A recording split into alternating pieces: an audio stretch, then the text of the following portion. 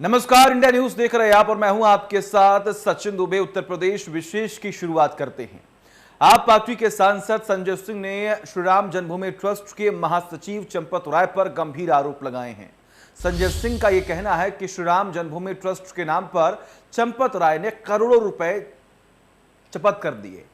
मर्यादा पुरुषोत्तम श्री राम के नाम पर घोटाला किया गया। चंपत राय ने राम के नाम पर जो चंदा लिया गया उसमें करोड़ों रुपए का भ्रष्टाचार किया गया। संजय सिंह ने कहा कि अयोध्या में जमीन की गाटा संख्या 243, 244, 246 के करीब, जिसकी कीमत 5 करोड़ 80 लाख रुपए है, उससे 2 करोड़ रुपए में पहले खरीदा गया। इसके बाद सुल्तान अंसारी ने इस जमीन खरीदारी में करोड़ों का हेरफेर किया। अयोध्या के मेयर भी इस घपले के गवाह बने। यह जमीन शाम को 5:10 पर खरीदी गई है। इसके बाद 5 मिनट के बाद 2 करोड़ में खरीदी गई जमीन को राम जन्मभूमि ट्रस्ट द्वारा 18.5 करोड़ रुपए में खरीदी गई, जिसमें 17 करोड़ रुपए 5 मिनट में आरटीजीएस किए गए। 1 सेकेंड में 5.5 लाख रुपए का गबन किया गया। अनिल मिश्रा बैनामा कराने में और ट्रस्ट में खरीदारी में भी गवाह बने। मेयर ऋषिकेश उपाध्याय बैनामा और ट्रस्ट में खरीदारी में गवाह बने। संजय सिंह का कहना है कि ट्रस्ट में करोड़ों रुपए का चंदा देने वालों का आघात लगा है। यह मनी लॉन्ड्रिंग और भ्रष्टाचार का मामला है। मैं केंद्र सरकार से सीबीआई और ईडी के जरिए जांच कराने की मांग करता हूं। एग्रीमेंट के स्टाम्प और बैनामा के स्टाम्प का टाइम सब में हेरफेर है। ट्रस्ट ने जो जमीन खरीदी उसका एग्रीमेंट 5:11 पहले खरीदी गई जमीन का स्टाम्प 5:22 पर खरीदा गया। कोई भी ट्रस्ट जमीन खरीदने से पहले ट्रस्ट में प्रस्ताव पास करता है, लेकिन चंपत राय ने 5 मिनट में जमीन बेचने का फैसला ले लिया।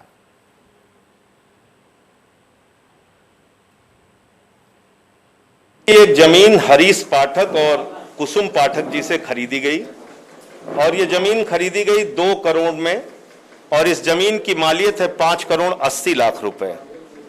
7:10 पे जमीन खरीदी गई और इसमें अनिल मिश्रा जी और ऋषिकेश उपाध्याय जी, यानी अनिल मिश्रा जो ट्रस्ट के मेंबर हैं और ऋषिकेश उपाध्याय जी जो मेयर हैं अयोध्या के, दोनों लोग इसके गवाह बने। 7:10 पे ये जमीन खरीदी गई और 7:15 पे ये जमीन जो 2 करोड़ में खरीदी गई 18.5 करोड़ रुपए में बेच दी गई राम जन्मभूमि ट्रस्ट को रवि मोहन तिवारी और सुल्तान अंसारी के द्वारा, और इसमें 17 करोड़ रुपए आरटीजीएस कर दिया गया। इसकी पेशगी दे दी गई। अब मजेदार बात यह है कि 7:15 पे जमीन राम जन्मभूमि के नाम पर बिक गई, ट्रस्ट के नाम पे 5.5 लाख रुपए प्रति सेकंड एक जमीन। और वही संजय सिंह के आरोपों के बाद विपक्ष ने एक बार फिर ट्रस्ट पर सवाल खड़े करने शुरू कर दिए। आइए आपको सुनाते हैं कि इस पूरे मामले पर विपक्ष का क्या कुछ कहना है। पुरानी कहावत थी, राम नाम जपना पराया माल अपना, भारतीय जनता पार्टी की सरकार में चरितार्थ साबित हो रही है। जिस तरह से भगवान राम के मंदिर के नाम पर करोड़ों का जमीन घोटाला किया गया, पूरे देश के राम भक्त, पूरे देश के हिंदू भारतीय जनता पार्टी के सरकार संरक्षण में आहत हैं। पूरा देश जानना चाहता है क्या भारतीय जनता पार्टी की सरकार या भारतीय जनता पार्टी सिर्फ भगवान राम के नाम पर चंदा खाएगी, भगवान राम के नाम पर जमीन घोटाला करेगी, भगवान राम के नाम की जमीन सिर्फ वोट मांगेगी, या भगवान राम के जमीन के नाम पर, मंदिर के नाम पर जो घोटाला हुआ है उसकी जांच भी कराएगी। भगवान राम में है, ये उन सारे लोगों का सवाल है। ये सवाल कोई पवन पांडे का नहीं है और मैं कोई कहानी नहीं सुना रहा हूं। मैं कोई किसी दल के नेता के नाते इसको नहीं बोल रहा हूं। मेरे पास ये बैनामे की भी कॉपी है, मेरे पास रजिस्टर्ड एग्रीमेंट की भी कॉपी है। मैं प्रूफों के आधार पर, लिखित साक्ष्य के आधार पर, लिखित तथ्य के आधार पर यह सवाल पूछ रहा हूं कि आखिर 2 करोड़ की जमीन 10 मिनट बाद 18.5 करोड़ की कैसे हो गई। ये धर्म के नाम पर लूट की गई है। ये जमीन मर्यादा पुरुषोत्तम भगवान श्री राम की आस्था के साथ लूट की गई। और वही संजय सिंह के आरोपों पर ट्रस्ट का कोई सदस्य कुछ भी बोलने को तैयार नहीं है। चंपत राय का कहना है कि जांच के बाद ही कुछ बोलेंगे। वही ट्रस्ट के सदस्य अशोक मिश्रा इस मामले पर कुछ भी बोलने को तैयार नहीं है। मैं ट्रस्ट की मीटिंग की चर्चा कर रहा हूँ, इससे अलावा यहाँ कोई अर्थ है ही नहीं विषय मेरे सामने।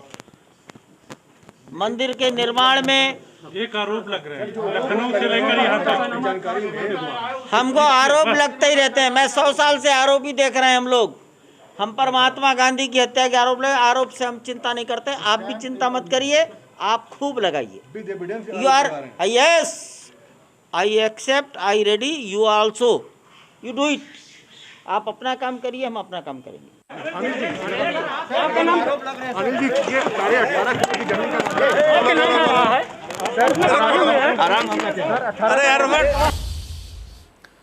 उत्तराखंड कांग्रेस की दिग्गज राजनेता और विधानसभा में नेता प्रतिपक्ष डॉक्टर इंदिरा हृदयेश का आज निधन हो गया।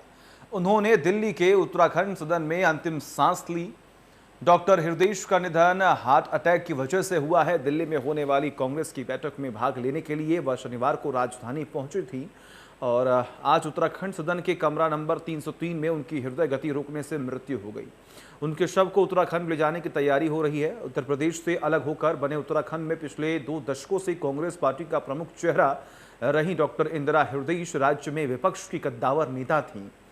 धीर गंभीर अंदाज और राजनीतिक परिपक्वता की वजह से विपक्षी नेता भी उनका सम्मान करते थे। कांग्रेस पार्टी के नेताओं ने उत्तराखंड के इस दिग्गज राजनेता के निधन पर शोक जताया है।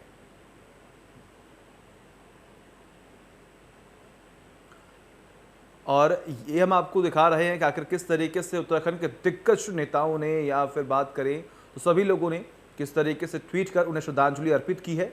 तीरथ सिंह रावत जी ने भी ट्वीट किया, मदन कौशिक जी ने भी ट्वीट किया है, त्रिवेंद्र सिंह रावत जी के पूर्व मुख्यमंत्री थे, उन्होंने भी ये ट्वीट किया है, राहुल गांधी ने भी ट्वीट किया, अखिलेश यादव ने भी इस पूरे मामले पर ट्वीट किया है और वहीं बसपा सुप्रीमो मायावती ने भी इस पूरे मसले पर ट्वीट किया। पीएम मोदी ने भी दुख अपना व्यक्त किया है, आप देख पा रहे हैं।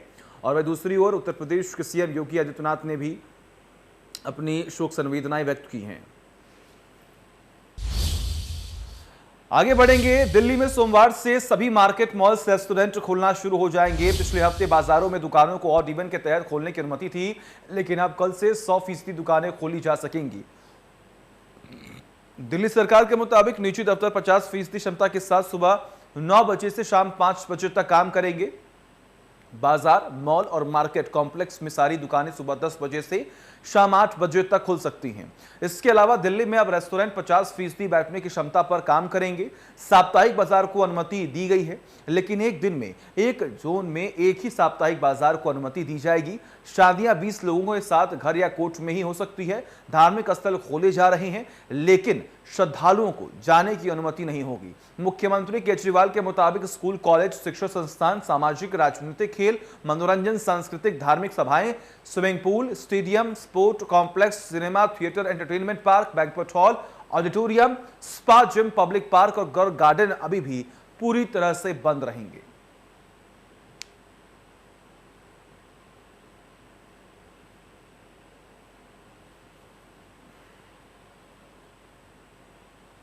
सारे स्कूल बंद रहेंगे, कॉलेज बंद रहेंगे, एजुकेशनल इंस्टीट्यूशंस बंद रहेंगे, कोचिंग इंस्टीट्यूशंस बंद रहेंगे। Social, political, sports, entertainment, academic, cultural, religious, festival, इससे रिलेटेड जितनी गैदरिंग्स हैं, कोई भी गैदरिंग अलाउड नहीं होगी। स्विमिंग पूल बंद रहेंगे, स्टेडियम बंद रहेंगे, स्पोर्ट्स कॉम्प्लेक्स बंद रहेंगे, सिनेमा, थिएटर, मल्टीप्लेक्स बंद रहेंगे, entertainment parks, amusement parks, water parks बंद रहेंगे, banquet halls, auditoriums, assembly halls बंद रहेंगे, business to business exhibitions, spas, gymnasium, yoga institutes बंद रहेंगे और पब्लिक पार्क्स और गार्डन्स बंद रहेंगे। ये जो एक्टिविटीज़ पार्टली अलाउड हैं, रिस्ट्रिक्टेड एक्टिविटीज़ हैं, वो ये हैं। सरकारी दफ्तर जो पिछले हफ्ते स्थिति थी वही कि ग्रुप ए ऑफिसर्स 100% अटेंडेंस और बाकी सबकी 50% अटेंडेंस, लेकिन जो एसेंशियल एक्टिविटीज़ है जैसे अस्पताल हैं, दूसरी पुलिस है, ये वो सब 100% वो पूरी तरह से चालू रहेंगी। प्राइवेट ऑफिसर्स जितने हैं वो 50% कैपेसिटी पे काम करेंगे, 10 बजे से 9 बजे से 5 बजे तक काम करेंगे। और कोशिश करेंगे ज़्यादा से ज़्यादा वर्क फ्रॉम होम की। जितने मार्केट्स हैं, मार्केट कॉम्प्लेक्स हैं, मॉल्स हैं, वो अब पिछले हफ्ते ऑड इवन था, कल से पूरी तरह से सारी दुकानें खुल सकती हैं। शादियां हैं वो पूरी तरह से, अभी पब्लिक प्लेसेस के ऊपर शादियां नहीं हो सकती, बैंकेट हॉल में, मैरिज हॉल में, होटल वगैरह में। अगर शादियां होनी है तो 20 से ज़्यादा लोग नहीं होंगे और घर पे या कोर्ट में ही हो सकती है। फ्यूनरल लास्ट राइट्स में 20 से ज़्यादा लोगों की उपस्थिति नहीं हो सकती। दिल्ली मेट्रो में 50% कैपेसिटी, दिल्ली की बसों में 50% capacity, public transport, auto, e rickshaw वगैरह ये भी अलाउड है, लेकिन सबकी अपनी, ऑटो और ई रिक्शा में 2 पैसेंजर्स, टैक्सीज़ में 2 पैसेंजर्स, फटफट सेवा में 2 पैसेंजर्स, हर एक का एक वो, ताकि सोशल डिस्टेंसिंग बनी रहे, उसका एक उसकी डिटेल्स दी गई हैं। सारे स्कूल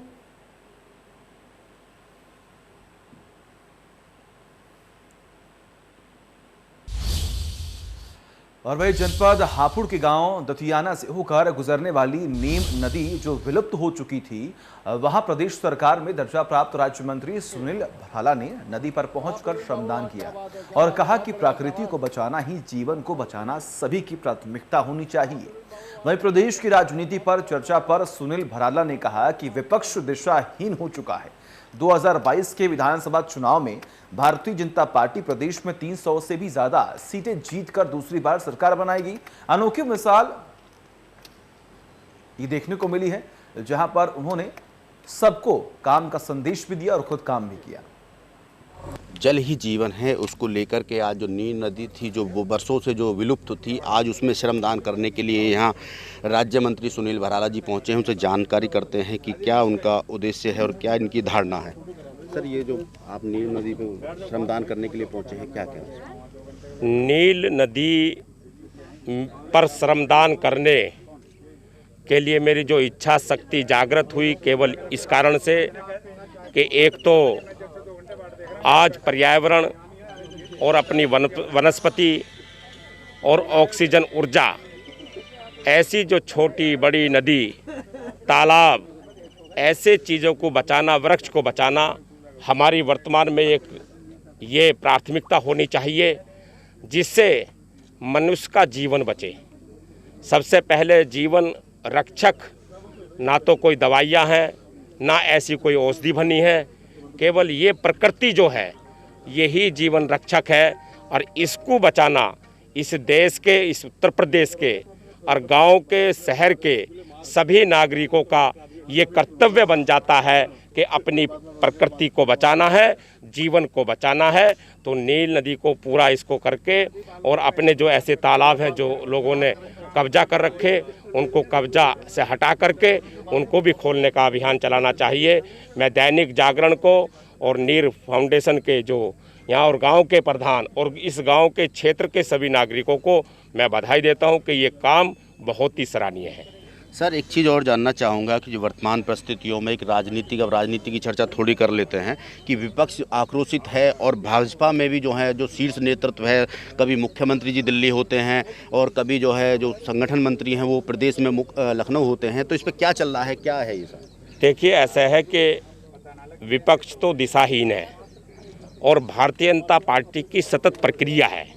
हमारे यहाँ जो मिलनसार है, पार्टी के संगठन की नीति है, जैसे केंद्र स्तर पर पूरे भारतवर्ष के अंदर हमने जिस प्रकार का एक अभियान सेवा ही संकल्प है, इसको लेकर के, और जो कोरोना में जो लोग पीड़ित हुए हैं और जो इस प्रदेश की जनता को भारी परेशानी का सामना करना पड़ा इस महामारी से, हम उनके परिवारों में एक अभियान के रूप में जा रहे हैं। हमारे माननीय मुख्यमंत्री जी, हमारे माननीय प्रधानमंत्री जी, दोनों नेता हमारे वो इस काम पे लगे हुए हैं और उनको कैसे उस कोरोना से उभार करके उसको पटरी पे लाना राज्य को और देश को, ये हमारी प्राथमिकता है। राजनीति हमारा दूसरा पहलू है, वो पायदान दूसरा है। हम राजनीति से नहीं सर, कुछ बदलाव होगा मंत्रिमंडल में या संगठन में, कुछ फेरबदल होगा? भारतीय जनता पार्टी में बनने के बाद में समय पे ही बदलाव होते हैं, संगठन के चुनाव भी समय से होते हैं और विधानसभा और लोकसभा के जो आम चुनाव है उसी में सब निर्णय होते हैं।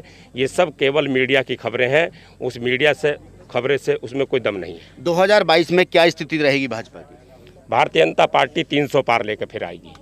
300। तो ये थे हमारे साथ सुनील भराला जी, राज्य मंत्री हैं उत्तर प्रदेश सरकार में, जिनका साफ तौर से कहना था कि ये जो विपक्ष की जो आरोप जो इन्होंने लगाए हैं तो वो निराधार हैं, और जो सरकार है वो 300 प्लस 2022 की जो सरकार आएगी वो 300 प्लस आएगी। इंडिया न्यूज़ के लिए हापुड़ से प्रवीण शर्मा की रिपोर्ट। जल ही। और वही मुख्यमंत्री योगी आदित्यनाथ जन समस्याओं को ध्यान में रखते हुए कोरोना काल में भी लोगों के बेहतर इलाज के लिए लगातार तत्पर हैं। अधिकारियों को आगाह कर रहे हैं और सभी पीएचसी और सीएचसी की रिपोर्ट मांगी है कि वहां पर किस तरह की 7 व्यवस्थाएं चल रही हैं, और वैक्सीनेशन को लेकर भी अपडेट मांगा है। वहीं उन्नाव के गंगा घाट पर बने एक सामुदायिक स्वास्थ्य केंद्र का